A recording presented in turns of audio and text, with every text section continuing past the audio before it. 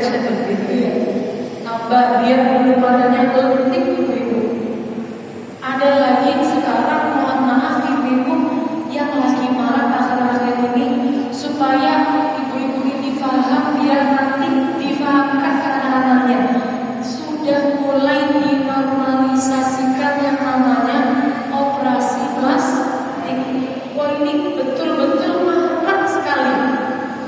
Ibu kalau buka TikTok, buka Instagram, sekarang banyak influencer, orang-orang yang punya pengaruh dalam dunia kecantikan. Mereka itu menormalisasikan hal ini, operasi plastik. Mulai banyak juga bahasanya nih ya. Bahasanya bukan operasi plastik, tapi biasanya digunakan bahasa-bahasa kedokteran ya. Ditambah-tambahnya gitu ya. Iya, biar mancung, biar rahangnya biar tirus ya. Biar ada lagi yang namanya, biasanya biar ada kantong matanya, biar ada kelopak matanya, dagunya biar lancip, macem-macem itu. Kalau tujuannya untuk sekedar kecantikan, operasi plastik itu udah boleh ibu. Tapi ada yang boleh. Mau tahu bolehnya kayak gimana? Untuk korban kecelakaan. Kayak semisal, mohon maaf, sekarang mengenai bagian wajah, cacat bagian wajahnya. Akhirnya kalau semisal dibiarkan, nanti membuat dia malu untuk bersosialisasi dengan orang lain. Maka kalau demikian boleh dioperasi plastik, tujuannya untuk menghilangkan cacat sebab kecelakaan atau korban kebakaran. Biasanya mukanya itu nanti sudah nggak berbentuk, maka di sini dilegalkan secara syariat. Yang sampai berfungsi. Iya, betul. Karena sudah sampai taraf darurat. Jadi kalau kemudian tidak dilakukan operasi ini, pada akhirnya nanti mempengaruhi kejiwaannya, untuk membahayakan nyawanya juga bisa ini. Atau nanti kalau tidak dilakukan operasi plastik, dia akan malu bersosialisasi kepada yang lainnya. Boleh. Tapi kalau tujuannya hanya untuk sebatas kecantikan, tidak boleh. Tidak dilegalkan. Perlu ditanamkan sejak dini.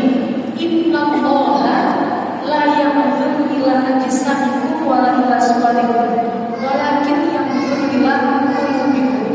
Allah itu ibu-ibu dan lihat bentuknya manusia kayak gimana. Manusia yang Allah ciptakan semua sudah dalam kondisi yang paling baik menurut Allah. Laqad khalaqnal insana fi ahsani taqwim. Itu Allah yang bilang lakon itu ada dua huruf takkid, lam, sungguh, sangat sungguh. Aku ciptakan manusia itu fi ahsani taqwim, dalam keadaan yang paling baik, bentuk yang paling baik. Maka panjenengan ibu, kalau rasanya punya hidung yang pesek, kalau rasanya punya kulit yang saluran, kalau rasanya punya misalnya porsi tubuh yang tidak tinggi-tinggi amat, itu perlu untuk betul-betul diyakinkan Allah nikmatin saya begini, ini sudah paling sempurna. Gak boleh mikir kayak kok dia cantik, kok saya gak mancung, kok dia mancung, kok saya gak mancung, kok dia putih, kok saya gak putih. Dia berubah di mana aku? Allah ingin uji.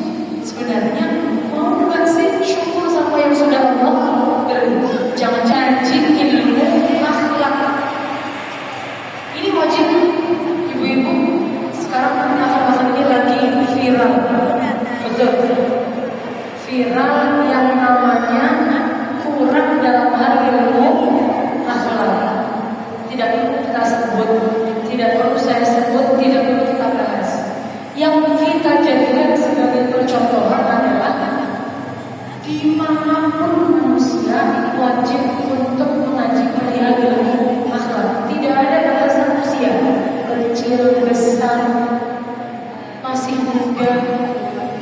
Islam yang tidak ada batasan usia. Semua wajib ngaji ilmu akhlak. Gimana maksudnya ngaji ilmu akhlak itu? Tahu mana yang baik, mana yang buruk. Oh, perkataan ini perkataan yang baik untuk diucapkan. Oh, sifat ini masuk kategori sifat takabur. Oh, sifat ini masuk kategori sifat yang hasud, iri, dengki. Kita harus pahami demikian. Supaya apa? Supaya bisa untuk menjauhi. Ini namanya belajar ilmu akhlak. Hanya Allah dalam Qurannya mensifati perempuan itu pertama kali Allah contohkan untuk istrinya Nabi Musa alaihissalam. Disebutkan dalam Al-Quran, faja'athu ihdahuma tamshi 'ala istihya'. Dia datang kepada Nabi Musa mestinya dengan malu. Ini tandanya Allah memerintahkan umat manusia, perempuan khususnya, supaya meningkatkan rasa malu. Malu ini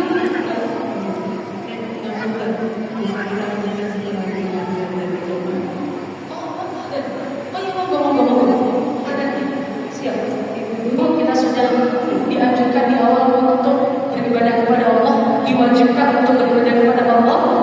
Akhirnya dampaknya kita wajib untuk ngaji. Kita wajib untuk ngaji ilmu tauhid, ilmu fikih, ilmu akhlak, supaya kita ini hidup di dunia bisa benar di mata Allah. Yang usah ingin benar di mata manusia, karena tidak ada benarnya manusia di mata orang lain. Yang penting benar di mata Allah, seperti itu. Nah, kalau sudah demikian, maka orang yang beginilah nanti yang mendapatkan kesuksesan di dunia wal akhirah. Karena itu setiap hari kita doa, Rabbana atina fid dunya hasanah wa fil akhirati hasanah wa qina adzabannar. Itu apa?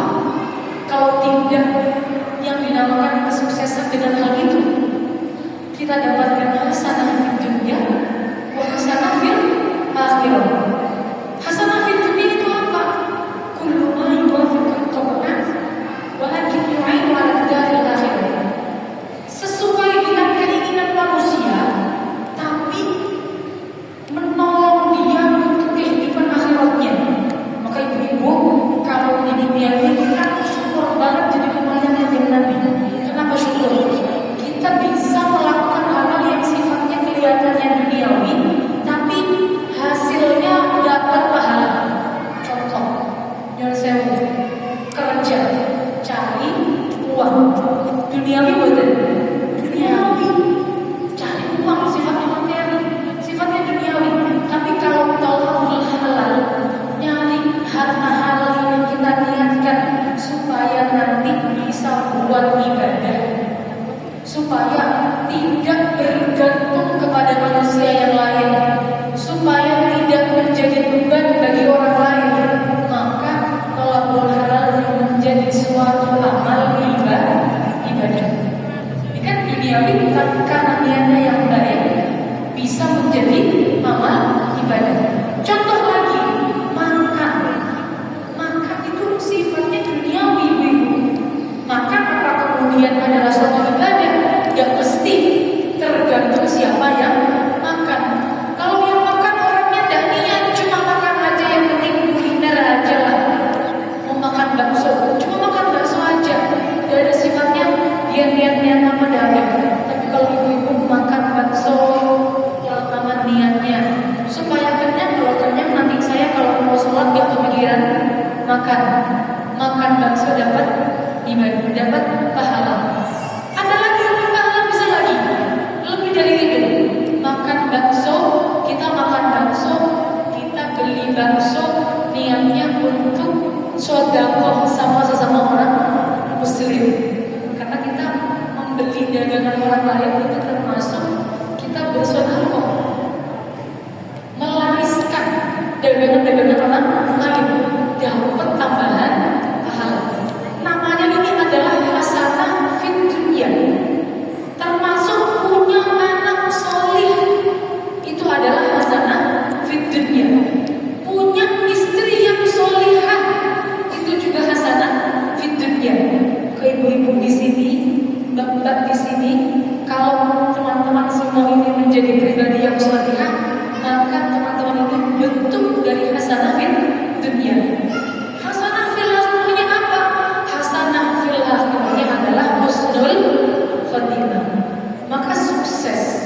Yang kita katakan sukses dalam pandangan Islam adalah bagaimana kalau kehidupan kita di dunia ini nanti bisa